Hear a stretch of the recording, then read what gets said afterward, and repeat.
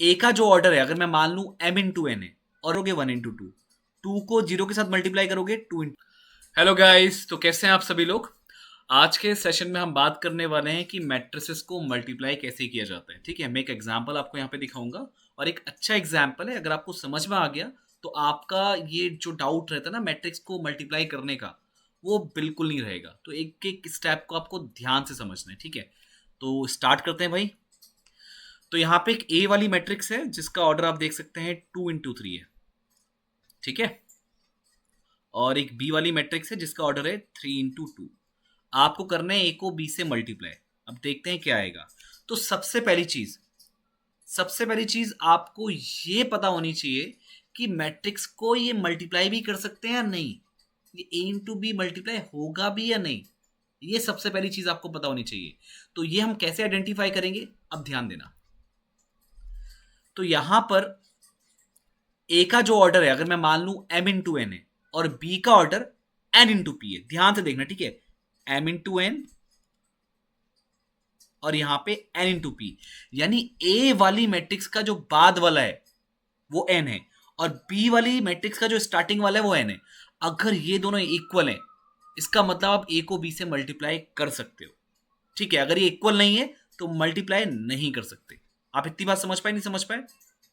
मैंने बोला अगर ए का बाद वाला और बी का स्टार्टिंग वाला अगर इक्वल है, इसका मतलब आप इन दोनों को मल्टीप्लाई कर सकते हो। मतलब ए को बी के साथ कर सकते हो, बी को ए के साथ नहीं। ध्यान से समझो, ए को बी के साथ मल्टीप्लाई कर सकते हो। और साथ में एक और चीज है, इसको भी समझो।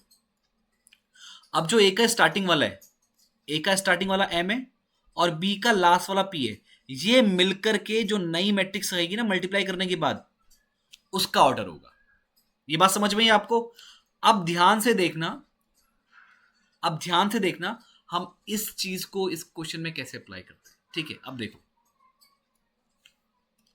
अब आपके पास जो ए वाली मैट्रिक्स है उसका ऑर्डर है 2 इंटू 3 और जो बी वाली मैट्रिक्स है उसका ऑर्डर है आपके पास 3 इंटू 2। अब यहां पे ए का बाद वाला 3 है और बी का स्टार्टिंग वाला 3 है, इसका मतलब ये इक्वल है और इनको आप मल्टीप्लाई कर सकते हो। सॉरी, ए को बी के साथ मल्टीप्लाई कर सकते हो, इनको नहीं। ए को बी के साथ कर सकते हो, ठीक है, बी को ए के साथ नहीं, ऐसा नहीं बोल सकते अभी। और जो ए का स्टार्टिंग वाला है और बी का लास्ट वाला है वो है 2 इंटू 2। तो ये इसका ऑर्डर आ गया मल्टीप्लाई होने के बाद। ठीक है, अब यहां करते हैं इसको मल्टीप्लाई। अब ये रो वाइज और ये कॉलम वाइज इस तरह से आप मल्टीप्लाई करोगे। ए वाली मैट्रिक्स है और ये है बी वाली मैट्रिक्स।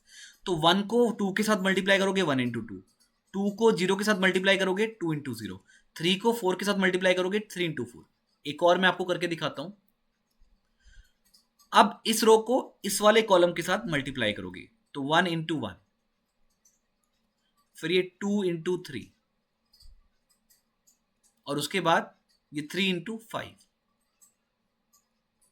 करेक्ट, इसको मल्टीप्लाई कर दोगे, ऐसे ही आप ये वाला भी निकाल दोगे और ये वाला भी निकाल दोगे। करेक्ट, तो फाइनली जो आपका आंसर आएगा वो आएगा ये 14 22। एडिशन के बाद इनको आप ऐड भी तो करोगे ना, इसको ऐड करोगे, इसको ऐड करोगे, यहां भी ऐड करोगे और यहां भी ऐड करोगे, तो उसके बाद फाइनली आपको मिलेगा 14 22 32 49।